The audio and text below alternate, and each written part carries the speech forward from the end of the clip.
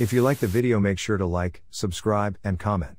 For more videos like this, truckers and drivers, what is the scariest/creepiest thing you have seen or experienced on the road at night? I was driving near Las Vegas at around 3 a.m. I had been following a few black SUVs along the highway for a good hour or so. They had Nevada plates that were single-digit numbers in order, 1, 2, 3. Suddenly they all pulled off the highway down a dirt path. There was no mile marker or cactus that would indicate a path there. It was just dirt. After pulling off the road, they all turned their lights off. I didn't stick around. It was creepy. My family did a lot of car trips growing up, but I remember a particular stretch of road just outside the boundaries of a reservation in northern New Mexico that I only really saw truckers on that always had something strange. And by strange I mean the likes of what you would find on the History Channel. Like abandoned buildings covered with cardboard signs with vague threats like "you never come home" and random clothing hung up in the front. Or one time we were in flatland desert with nothing but mesas when we see in a distance what looks to be a cigar-shaped, blimp-like object practically on the horizon, but it's huge, and going in the same direction as us, and despite us going 80 miles per hour on an empty road, within 5 minutes it's passed us up and is getting smaller and smaller in the distance. I don't believe in UFOs or anything of that nature, but there was something about that area in particular that gives me chills. I almost got my ass kicked at a truck stop. Truck stops have showers and restaurants. You get free shower tickets sometimes if you are gassing up or getting some work done on your truck. I was in the packed restaurant taking a break from going cross-country loading and unloading boxes on our semi. I finished breakfast with the driver and he left me some money on the table to buy some food from the shop for the trip. He went off to take a shower. I hung out and finished my meal and grabbed the money off the table. The table next to me was full of big Western trucker guys and they stand up and shoot me daggers with their eyes. "That's cold-blooded, man," one guy says to me. "They act like they are about to beat my ass." I am nothing but confused. It turns out they thought I was taking a waitress tip that the driver had left for her, but in reality it was our snack and drinks money. Once that was cleared up, all was okay, but for a moment I almost shit out my pancakes and home fries right there. Got to see the black dog. Had been running a long week and long hours in an industry very similar to truck driving but less regulated. I can't say how many hours I had been driving that day, but the people talking on the radio had stopped making sense. They had faded into a white noise din along with the ever-present whistle of wind and turbo. I had stopped babbling to stay occupied. I was driving as a robot and not fully aware of where on the familiar mountain route I was. The beast was beside the truck and the size of a car in the shoulder lane. It was keeping pace at 70 miles per hour, but the legs moved slower. It was like a shadow in its form, but when you looked, it disappeared. It existed only in my peripheral. The black dog is said to be an omen of death, and they aren't wrong. I wasn't falling asleep, the energy shooters were making sure of that, but my brain was entirely shutting down. It's something buried in your subconscious that can only be accessed in your deepest primordial lizard brain. At first it was confusing but not scary, though I should have been scared. I should have slept but chose to continue on and end my week in my bed. I could have died or killed a van full of nuns and orphans coming back from Free Puppy Day at the shelter. I chose to keep trucking, and that choice made me the monstrous demon in the night. I used to deliver vehicles people would purchase online or from other states. They would pay for the bus ticket for me to get there and then pay for all the fuel and have this predestination route picked I had to follow. Every time I stopped for fuel I had to call in and tell them where I was and how much it cost to fuel up. Had to even keep track of the miles from when I picked up the vehicle to the drop-off point. I jumped on the bus in Texas and went to Corona, New Mexico, got this Nissan Altima and was driving up to Kansas City, Kansas.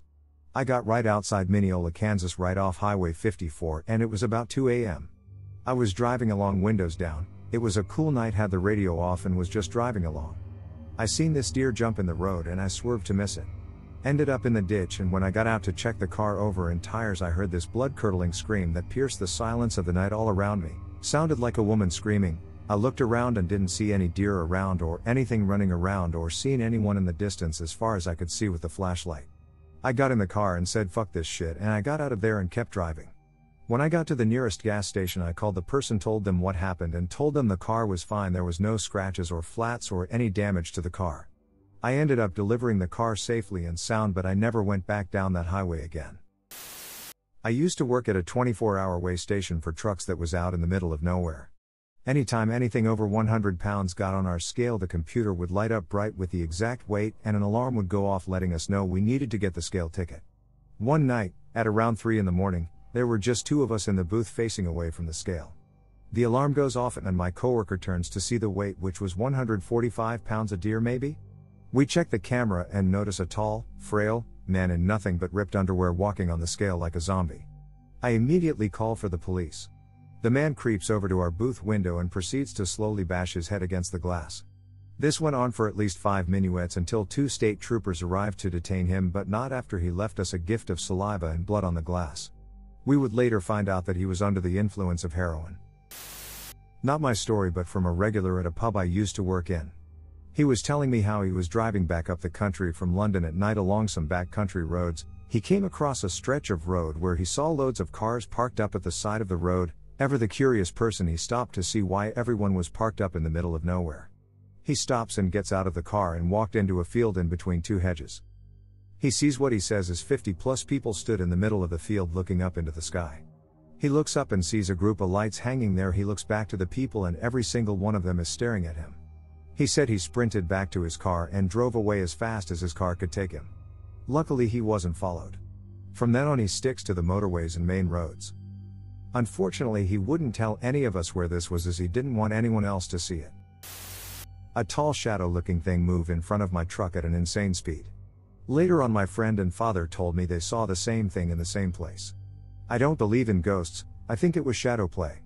But nonetheless it was disturbing. The other was driving in an old semi-abandoned part of town, around 2 a.m. All old factories with just a few houses scattered around every few miles. Parked to eat some snacks, on the road long hauling, go to take a sip of coffee and I look up. There is a upper half of a woman staring out the window of a dilapidated house at me. All the lights downstairs are off, the door is missing, it's about 1,000 yards away and the one light upstairs is on. And she's just staring at me. I had to look at her for a bit to make sure it was a person, then she just starts waving at me. I was creeped out and left quickly. I reckon I have a tale for you. It ain't strictly about a stop. But it started there. Now, some folks would say I'm a trucker, but that ain't true in the strictest sense of the word. Ain't got called to be hauling goods for established merchants and the like, and they ain't got the notion to hire independent contractors, what with having their own fleets and all. Still, I've got my own rig, bought and paid for in full, and I'm beholden to nothing save the needs of Mother Nature. That's food and water to folks in houses. My cabin is my home.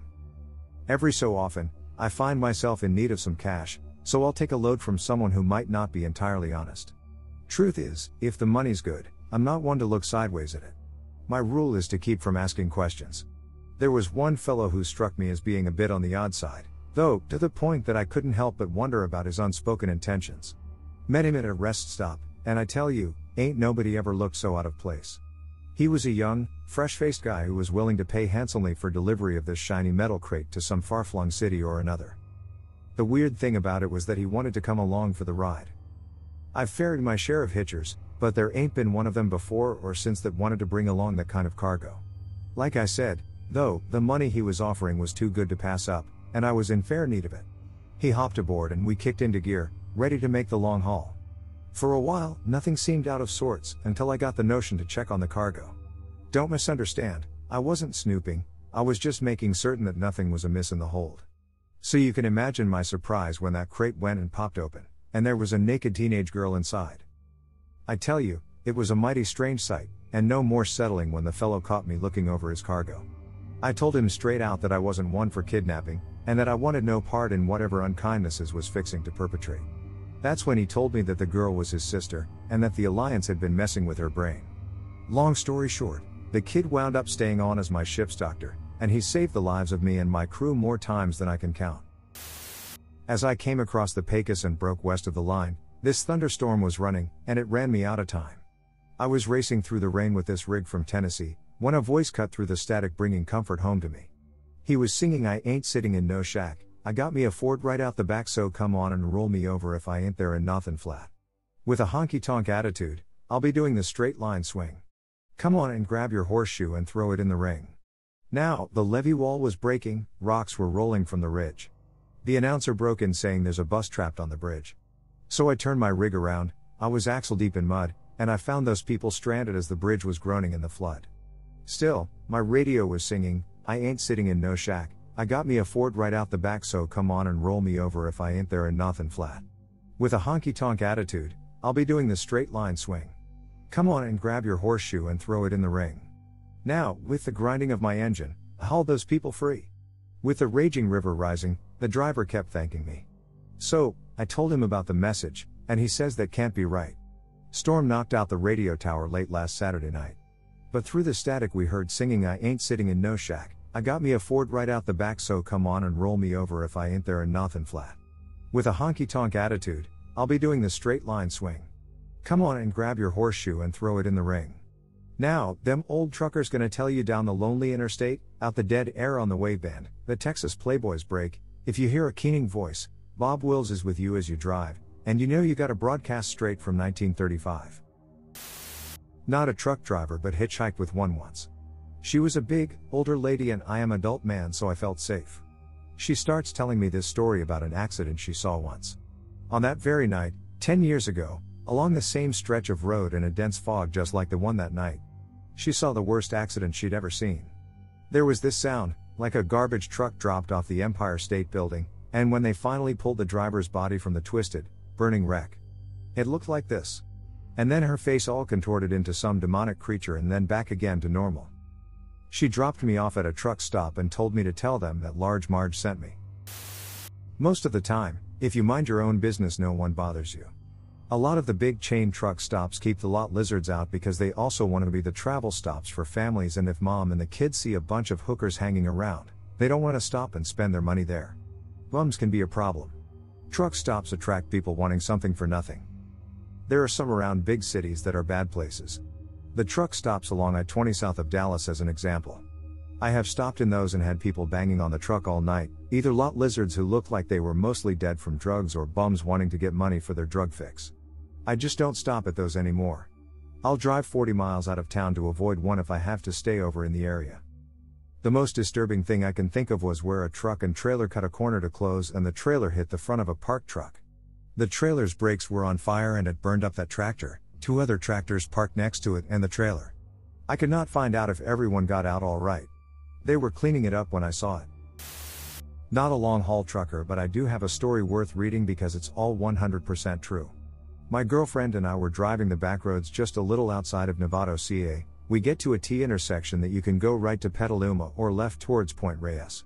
I turn right and see a ghost-like figure out in the farmland like 20 feet away in the corner of my eye, but I think nothing of it. My girlfriend then says, "Did you see that?" I look at her, eyes wide, confirming what I think I just saw.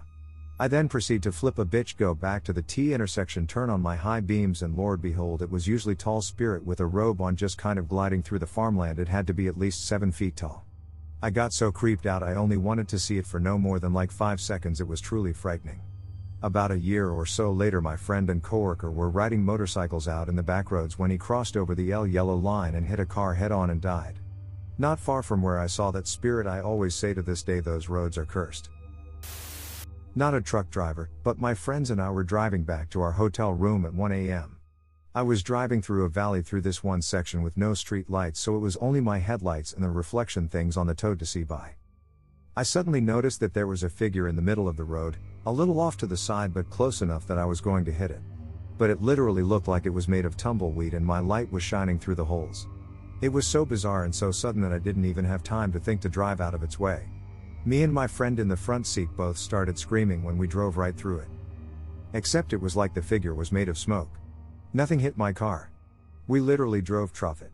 I couldn't see anything in my rear view mirror, it was dark anyways behind us. But I know it was there, because my headlights were catching it and its shadows moved along as we approached it. It was definitely a physical thing. I thought maybe it was smoke, but smoke moves, every part of this thing was utterly still. There's also the fact that my friend saw it too. We both started freaking out, but our 2 friends in the backseat didn't see anything. The gulch I was driving through is known for its ghost sightings, so Ike. There's also the fact that I saw a dead cat in the road there a few days prior. I really have no idea. Not a trucker, but I was driving with my wife from Tucson to Reno in one shot, which is about a 15 to 16 hour drive with stops. 2:30 a.m., a few miles outside of Tonopah, which is a tiny little Air Force town basically, and I'm wide awake. I saw what appeared to be a woman walking on the other side of the road facing my way, wearing a dress that looked like it was from the 1910s or something, looking dead ahead and with her arms raised up at sternum height, hands clasping each other, and very, very pale. And she was barefoot. This was in winter, and while there was no snow, it was about 30 degrees out according to my car. As soon as I saw her, I felt a bolt of fear for the very first time. That was the moment when I finally understood what the hell that even meant. My first thought once that passed was that it was probably drunk townies or airmen getting together to fuck with travelers, and her friends were probably over the nearest berm in the desert with beer and a nice fire, but I saw what I saw, and I'm not prone to belief in the supernatural. Many years ago, before GPS and smartphones, picking up meat downtown Chicago. Got lost, and came upon a bridge I couldn't get under. Dude on the corner yells at me and says for $25 he'll get me back to the highway. I agree. He hops up on driver's doorsteps. Dude gets me right back to the highway. I pull out the $25, he pulls a knife telling me to give him everything I got. I roll up the window, and start getting on the entrance ramp to I-94. Got up to about 35 miles per hour before he finally jumped off. One other time, pulling out of same meat plant. Get stuck at a stoplight to get on the highway. There was one truck ahead of me at the light. Bunch of people standing on the corner. I assumed they were waiting on the bus. Next thing I know, they are breaking the doors open on the trailer of the truck in front of me. Like an assembly line throwing boxes of meat to each other. I holler at the driver on the CB, she pops out with a gun. Thankfully I was far enough away from her that I could get around and get the hell out of there. Not a trucker, but we made a non-stop trip from Arizona to Pennsylvania a couple years back for a move.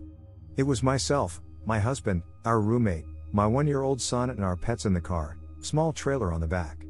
We stopped in New Mexico for gas and a smoke break the first night. 2 separate stops, stopped to smoke first. I am not a smoker, but the other 2 adults were. I was sitting in the back seat with my son, the other 2 got out, had no sooner lit up and taken one drag when we started to hear some otherworldly sounds. We were in a dark parking lot, obviously not familiar with the area. They put out their cigs and bolted into the car so fast. We were gone as quickly as possible and didn't stop until we found the gas station. A few months later, my husband and I went for a late-night drive to get some alone time while our son was with my mother-in-law.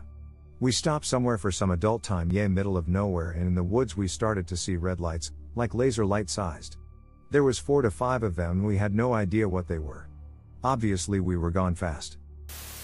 I was hauling a load from Houston to Denver during the winter. I was on a long road in the middle of nowhere and surrounded by nothing.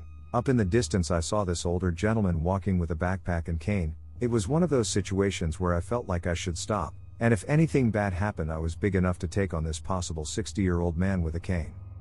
I pull my rig up about 30 feet in front of where he was walking to and hopped out my cab. I greeted the gentleman with my name and said I was heading his direction he was walking and that I could take him to the nearest truck stop if that would help make his journey any easier. He politely declined and said I don't need a ride but I do need tree fitty. And that's about the time I realized this wasn't just an ordinary old man, but a 70-feet lizard from the Paleolithic era. I said goddamn you Loch Ness monster. You're not getting my 3.50. I've told this story on Reddit before and everyone has some logical solution to it. But it still doesn't make sense to me. A little background. I'm not a trucker but live for road trips. 8 to 10 hour trips are my happy place and I've done the drive back and forth to Vegas at least 10 times. On one occasion we stayed in Vegas like 6 to 7 days and had been non-stop binging and drinking absinthe my friend brought us from Europe. While driving back my friend and I lost a couple of hours and I vividly remember stopping at some kind of Native American rest stop. I remember buying snacks and even talking to the attendant. My friend who was driving at the time has no recollection of us stopping. He swears we drove the whole way through and only stopped for gas at a Chevron while I slept. Which makes sense, maybe I dreamt it. Except when I opened the door I had a bag full of trash from the snacks I bought. So did we stop and my friend doesn't remember, did I dream it or did we slip into some alternate reality that cost us 2 hours? I've done the drive at least 6 times since and I've never seen the rest stop again. The only thing that happened to me was an hour-long traffic delay but the experience was creepy as hell. Eastern Tennessee, I-26 northbound. I finally round the corner to see the accident. It was a FedEx semi that had run into the trees on the right. This was instantly apparent because there were literally FedEx packages in the trees, like 40 feet in the air, dozens of them. That was a little bit creepy. So one's eyes always look to see the damage to the tractor. Did the driver survive, one wonders? I was going slow enough to get a good look. The trailer was mangled but identifiable. The tractor was missing. There was no way they had removed it, it was just not there. It was the only time I actually got rattled by something like that. My hands started shaking, I had a fight or flight response in my body. Despite the delay, I had to stop at the first rest area and walk it off. I get out, and see another driver pull in. He gets out and looks like I feel unsteady on his feet. We talk. I ask him about the missing tractor. He says he was stopped there long enough to figure it out. The engine was at the base of the big ass tree. The two sides of the cab went way past the tree on either side. The chassis was in several chunks. Survival? Not even close. So when I'm still in elementary school, our family is tight on money, so when the vacation we always have tradition to go to our grandmother house with car even though it 3 days 2 night drive through some village and forest, usually I sleep all the way until we stop for eating, or when we already in hotel. So when this thing happened I did not experience this, so one night I suddenly woke up from my sleep and watching my mother, father, and brother kinda sweaty and keep silent when I'm asking them question how long until we reach grandma's house, because no one answering my question. I'm sleeping again. When we reach our grandma's house my brother wanted telling me what happened out of sudden, but my father stopping him and says tell him when we already in our home. So days goes by and we already at our home, so I ask my brother what happened. He says when I sleep we are on some village that happened to have some kind of celebration with some concert and people reaching our car to sell food and asking us to spend night there, because my father already booked hotel in next town. He refused and the guy keep telling my father that he will give room for free because for them that day is celebratory day and he want us to experience it. My father keep refusing him, because he's scared they are some criminal who killed us and take our money when we are asleep. But the strange thing has happened right after we pass that village. Suddenly it's silent and my family can't hear anything like music from concert or didn't see any source of light, so they think it's a ghost that lure us in the village. My father stopped my brother from telling me this story in my grandma's house because we should pass through that village again when we back home, but they says nothing happened when we back home. My dad's been a truck driver for 6 years now. He told me his scariest experience was when he stopped in Colorado to take a nap because he was getting sleepy after an 11-hour drive. He said the truck stop he was at was completely surrounded by a forest that went for miles. After about an hour or so he suddenly woke up to a loud thump on his hood. He slowly got up and moved the curtains that separate the beds from the driver's seat, and lo and behold were two of biggest wolves he'd ever seen, he said. They gave him a deadpan stare as soon as they noticed him. My dad immediately honked his horn and then jumped off, yet he said he didn't sleep after that. He later grabbed his gun after he thought it was safe and went for a coffee. Then resumed his drive. His story didn't sound that scary, until I looked up the size of a wolf. Apparently those are huge. Not me but my husband's grandfather. Not the creepiest, but there's a term, the lot lizard. People will go to truckers begging for rides and sometimes they don't take no for an answer. Grandpa was at one stop and this guy just hops into his passenger side without warning. Bag of luggage and all. He says along the lines of, "I'll pay you to get me this far too, X." Grandpa doesn't do truck stop lizards because it's an easy way to get robbed. He plays along a minute and told him, "Sure, but before we go can you get me a pack of smokes then? I like this brand." The lizard agrees and gets out to pay for them himself, goes into the station, and Grandpa leaves him there dumping his luggage before he went. This happened over 15 years ago or so and it's been passed around, but you got it. My friend and I were driving in desolate northern Arizona late one night. We pulled off the road to pee, which wasn't out of the ordinary as we were two guys and there wasn't a truck stop for miles. The road was a 2-lane highway with no one around us for miles at all. As a low-key astronomy nerd I knew it was a new moon, so it was super dark and I insisted we stargaze for a second because the Milky Way was incredible. Just then a car drives by extremely slowly. Immediately we're a little nervous because no one else is around. They parked their car about 200 feet ahead of us perpendicular across the road, blocking the entire highway. We freaked out and assumed another car would block us in on the other end, so we hopped in the car ASAP.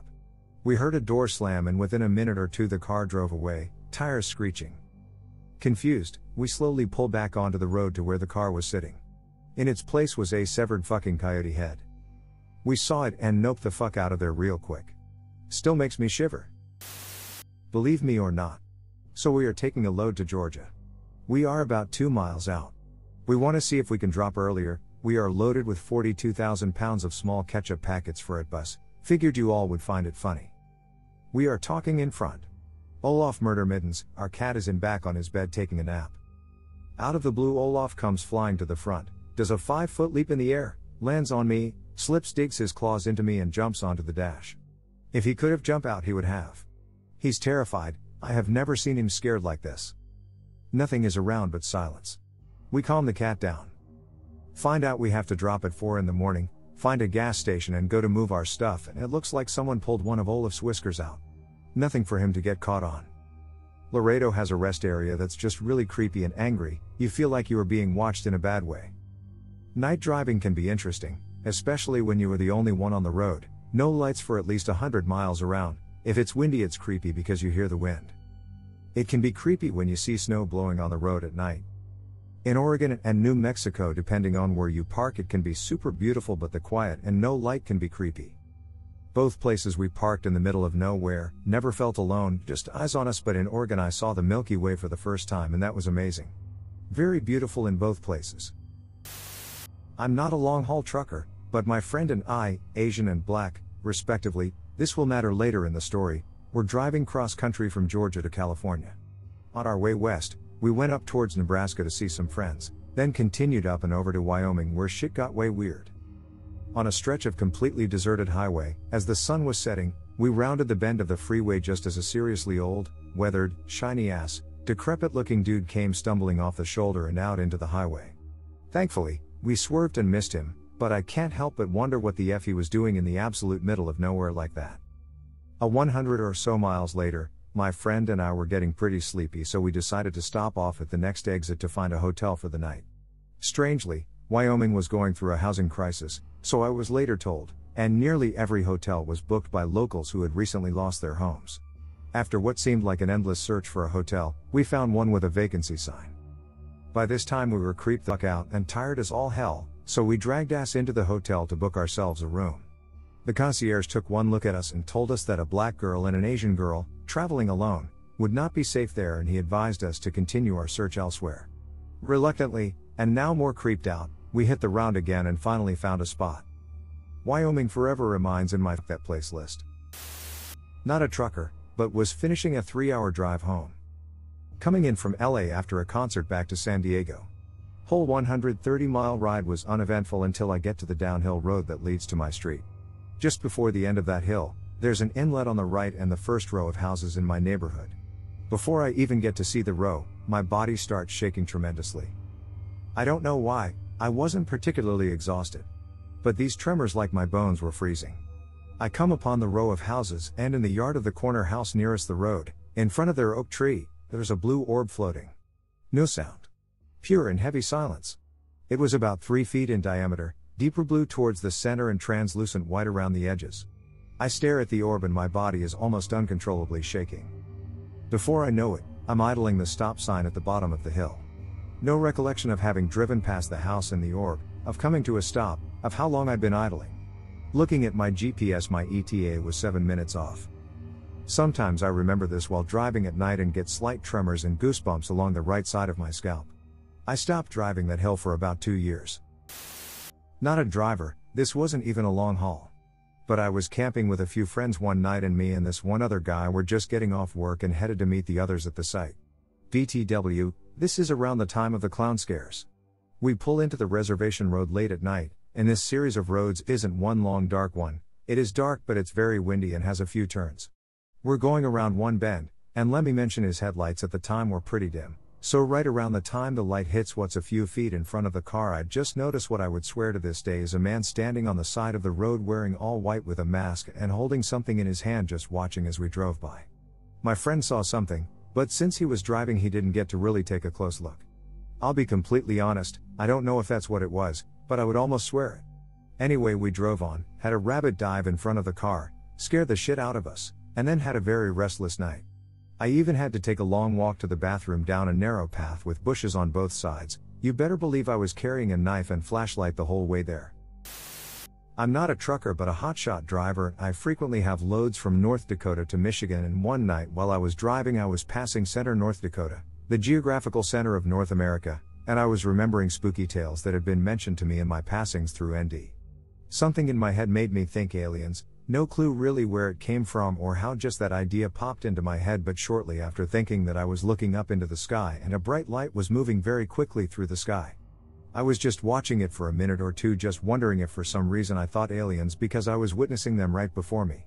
After that thought, the light burst into many other lights, not like an explosion, but the other smaller lights were following a pattern of some sort. The only explanation I have is that the Minot AFB is within reasonable distance of center and they could have been doing live training with their jets or something of the sort.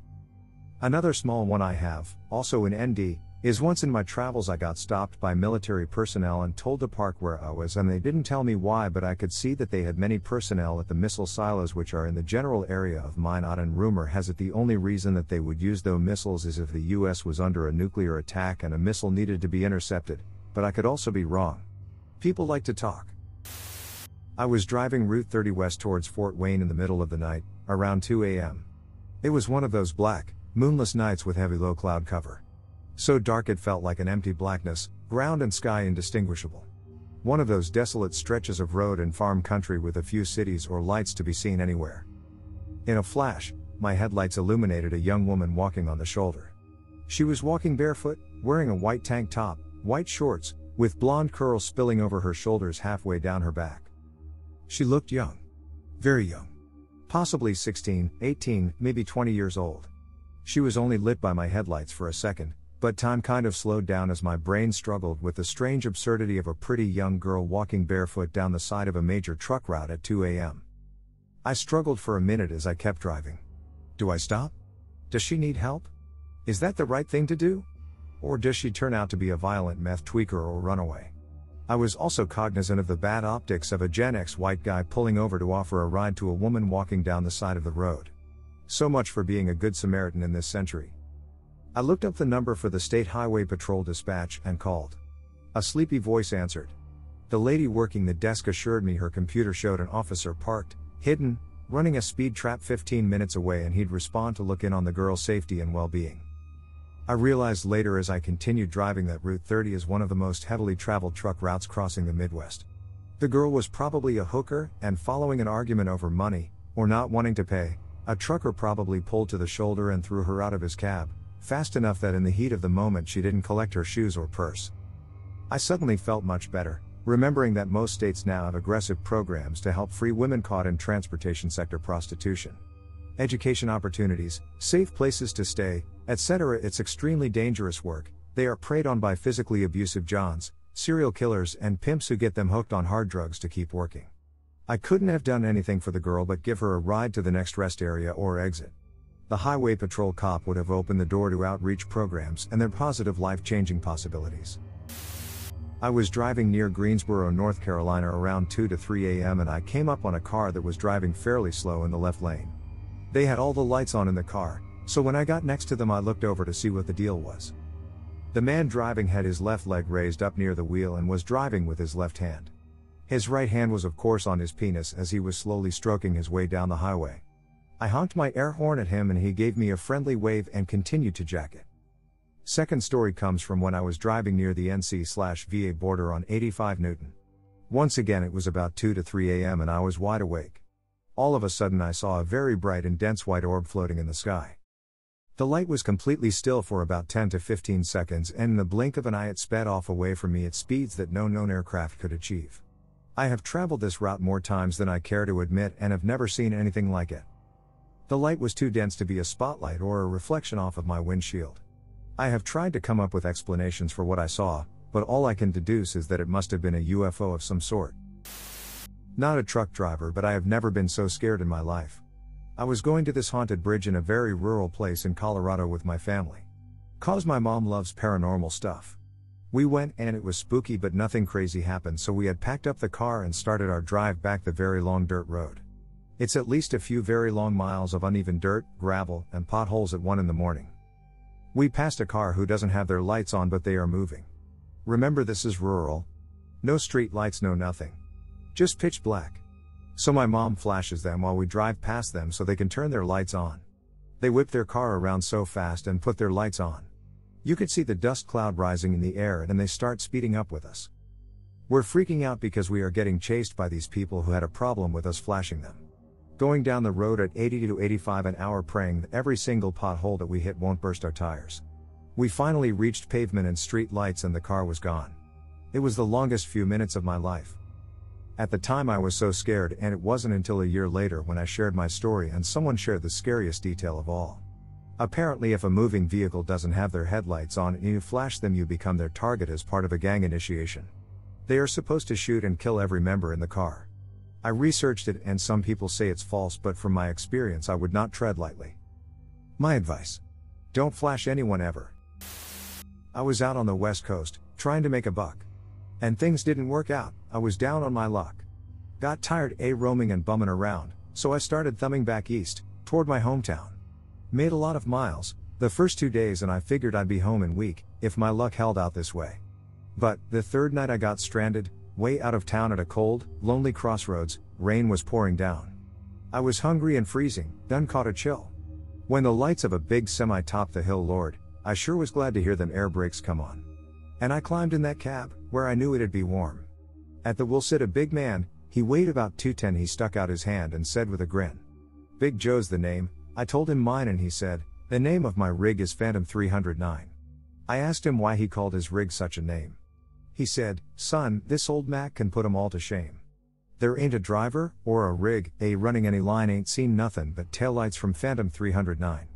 Well, we rode and talked the better part of the night when the lights of a truck stop came in sight. He said, "I'm sorry son, this is as far as you go, 'cause I gotta make a turn just on up the road." Well, he tossed me a dime as he pulled her in low and said, "Have yourself a cup on old Big Joe." When Joe and his rig roared out in the night and nothing flat, he was clean out of sight. Well, I went inside and ordered me a cup. Told the waiter Big Joe was setting me up. You coulda heard a pin drop. It got deathly quiet and the waiter's face turned kinda white. "Well, did I say something wrong?" I said with a halfway grin. He said, "Nah, this happens every now and then. Every driver in here knows Big Joe. But son, let me tell you what happened about 10 years ago.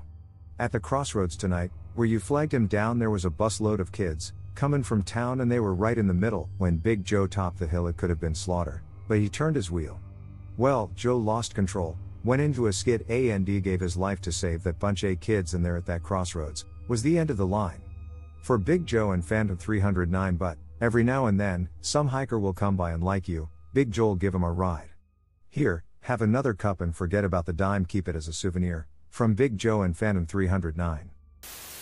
Was the dark of the moon on the 6th of June in a Kenworth pulling logs cab over Pete with a reefer on and a Jimmy hauling hogs. We is heading for Bear on I-10 about a mile out of Shaky Town. I says, "Pigpen, this here's the rubber duck. And I'm about to put the hammer down. 'Cause we got a little convoy rocking through the night. Yeah, we got a little convoy, ain't she a beautiful sight? Come on and join our convoy, ain't nothing gonna get in our way. We gonna roll this trucking convoy across the USA. Convoy." By the time we got into Tulsa town, we had 85 trucks in all. But there's a roadblock up on the Cloverleaf, and them bears was wall to wall. Yeah, them smokies is thick as bugs on a bumper. They even had a bear in the air. I says, calling all trucks, "This here's the duck. We about to go hunting bear. 'Cause we got a little convoy rocking through the night. Yeah, we got a little convoy, ain't she a beautiful sight? Come on and join our convoy, ain't nothing gonna get in our way. We gonna roll this trucking convoy across the USA. Convoy." Well, we rolled up Interstate 44 like a rocket sled on rails. We tore up all of our swindle sheets, and left 'em setting on the scales. By the time we hit that shy-town, them bears was getting smart. They'd brought up some reinforcements from the Illinois National Guard. There's armored cars, and tanks, and jeeps, and rigs of every size. Yeah, them chicken coops was full of bears and choppers filled the skies. Well, we shot the line and we went for broke with 1,000 screaming trucks and 11 long-haired friends of Jesus in a chartreuse microbus. Well, we laid a strip for the Jersey Shore and prepared to cross the line. I could see the bridge was lined with bears, but I didn't have a doggone dime. I says, "Pigpen, this here's the rubber duck. We just ain't gonna pay no toll." So we crashed the gate doing 98. I says, "Let them truckers roll, 10-4. 'Cause we got a little convoy rocking through the night. Yeah, we got a little convoy, ain't she a beautiful sight? Come on and join our convoy, ain't nothing gonna get in our way. We gonna roll this trucking convoy across the USA. Convoy." I was hitchhiking one day on this old worn-out highway in the middle of nowhere, and a trucker picked me up. She was a portly old lady in her 60s.